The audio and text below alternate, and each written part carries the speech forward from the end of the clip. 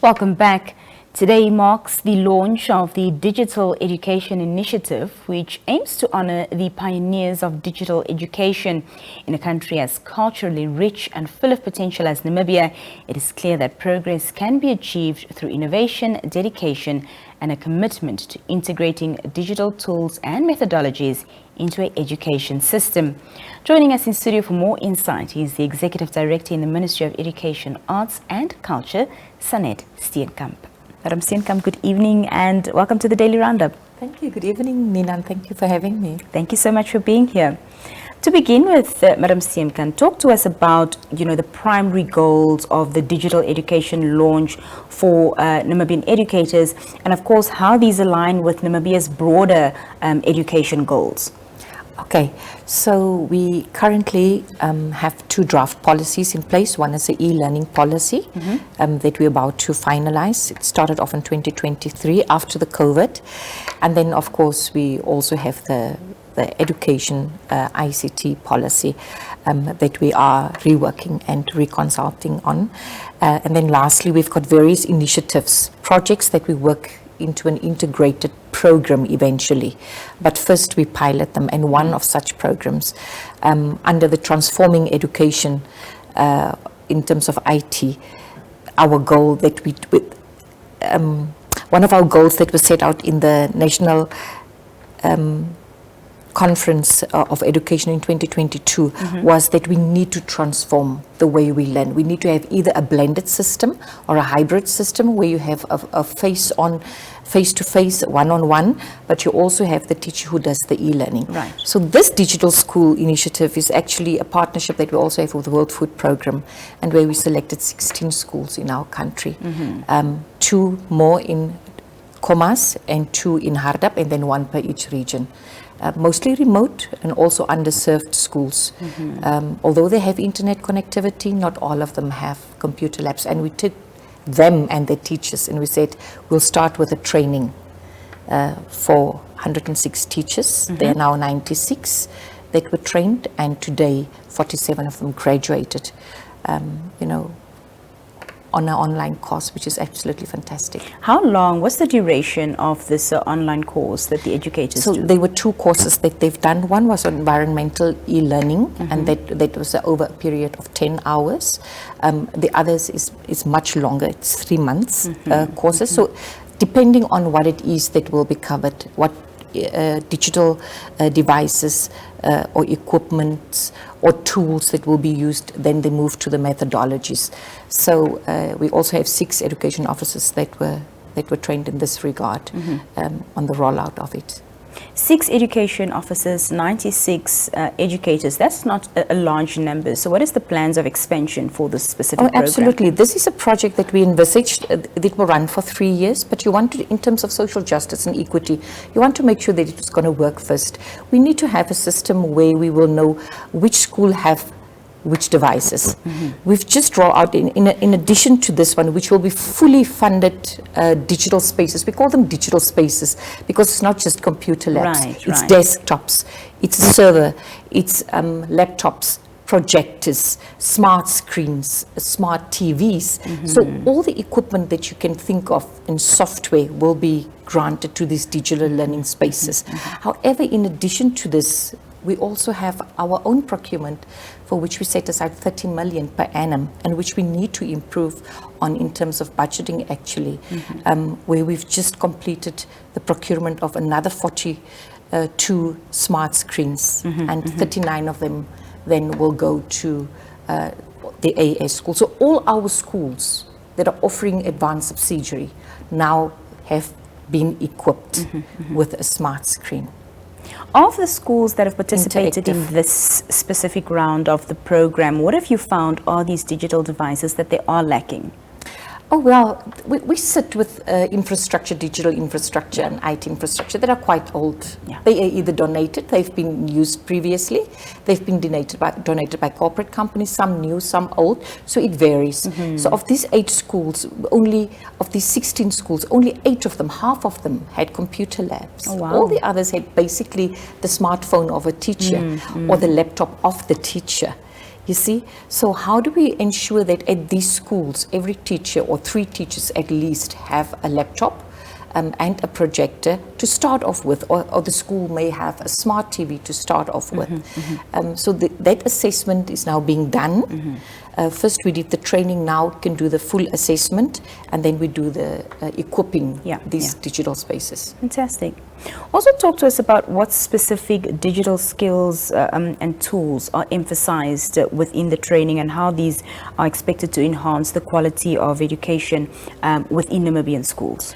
So the whole idea, Nina, is to bring the teacher to a level of integrating innovative approaches. They can learning through play, through games, or there's so many open resources that is subject related, mathematics, science, English, and it must be part of our national, it must complement and be aligned to our national curriculum. Right. Yeah, so that's the main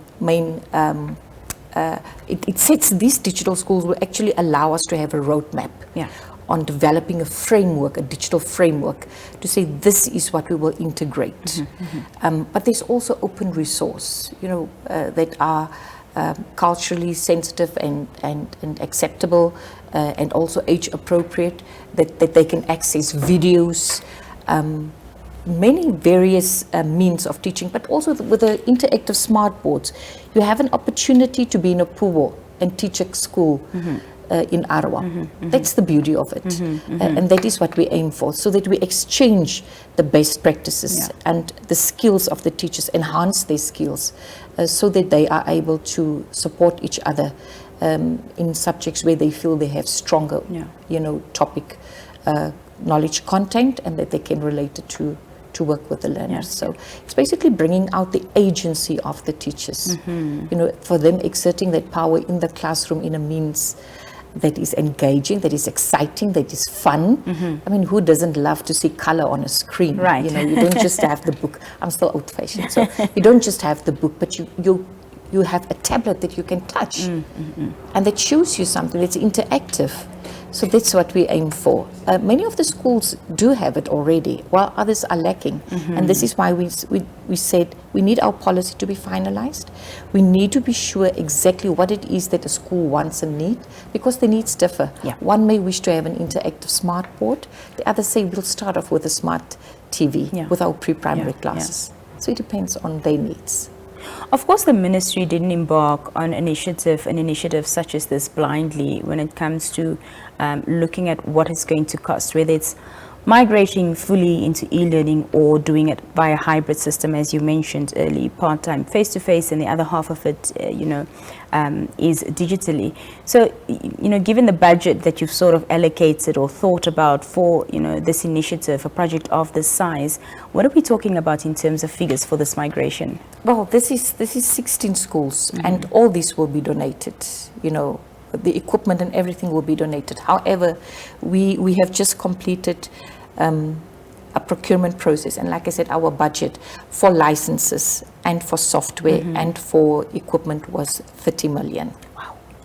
And we still need to increase that. We've got 2,002 schools in our country, and 280 of them are private schools, which we don't necessarily, provide also with equipment, but the other state schools surely. So there's still a lot to be done. There are still some schools that do not have electricity that we still have to work with.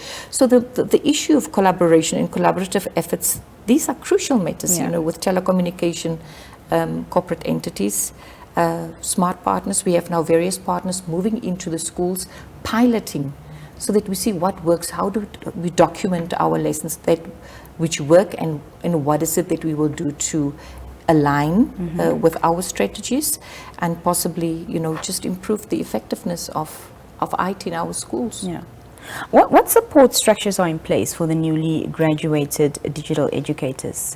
So with the 6 education officers that were trained, and the teachers are absolutely brilliant and smart. They just love what they do. So they themselves are the biggest resources. We should never forget them. Your teacher is your biggest resource, because that's the teacher that will oversee and facilitate the learning taking place in the classroom. In terms of support, we have monthly meetings. There's monthly reach out, and there's online checking in with each other. We will also have dedicated visits to the schools to see how are they using the platforms, the given platforms where we integrated e-learning into the curriculum. So there, and there's also a check-in dates, online. So with World Food Program and with our capacity that is strengthened at NIET, in Okahania, our colleagues also at head office, I think they're in a good space to sustain this. Yeah. What feedback have you received from educators who've completed this digital education program? Everybody's excited and can't wait for the next bunch, to graduate. So like I said, it's 2 courses that they're doing for now with the Arizona State University that accredit them. And I think there's a lot of excitement and everybody, today we had a speech by the graduate who was actually saying what impact it had on him and his little school, Ernst Meyer in Omaheke. So you can imagine the excitement is spreading everywhere across the country, and I think that's the beauty of it. Fantastic, that's lovely. Just lastly, Madam Steenkamp, how does Namibia's digital education initiative compare to similar initiatives in other Southern African countries in terms of scope, impact, as well as outcomes? I think if you compare, you can look at Egypt, you can look at Botswana. Botswana provided laptops for most of the secondary schools. We are not at that stage yet. We are looking at first connectivity of schools. We're mapping exercise with GIGA, where we've mapped out all the schools. Are they digitally linked? How? In which range or broadband are they linked? Secondly, how can we make sure that the devices that we secure are rolled out, and that you also provide with the devices the data? So now we're in discussions, with our telecommunication companies to say, let's talk about packages for teachers, let's talk about packages for learners. We were hesitant because we didn't have a policy. Very soon we will have the bill on cyber, security. But the thing is that other African countries, depending on who is stepping in as an implementing partner or a development partner, or in terms of smart partnership, who takes ownership of the budget. So we start with the very basics. We said, let's start with interactive smart boards, that all the children can benefit from, along with the teachers. And then we take it further to smart TVs for pre-primary, and then eventually you get to other schools with the projectors and the laptops for the teachers that they can then use for the innovation. These are the exciting projects that we love hearing about in our education system. Thank you so much for joining us this evening. Any final remarks from you this evening? Oh no, just to congratulate everybody who's been working so hard with this digital launch. It was absolutely fantastic, and I think we are all in awe about what we can achieve, and we should just be able to sustain that and work towards the monitoring, the evaluation, more research to be done. But let's start with these 16 schools with this specific initiative and see where it takes us, because we're very excited to roll it out. Fantastic. Thank you so much. Thank you. That was Madam Sanet Steenkamp speaking to us, the ED at the Ministry of Education, Arts and Culture. When we come back, our conversations here on the Daily Roundup continues. Stay with us.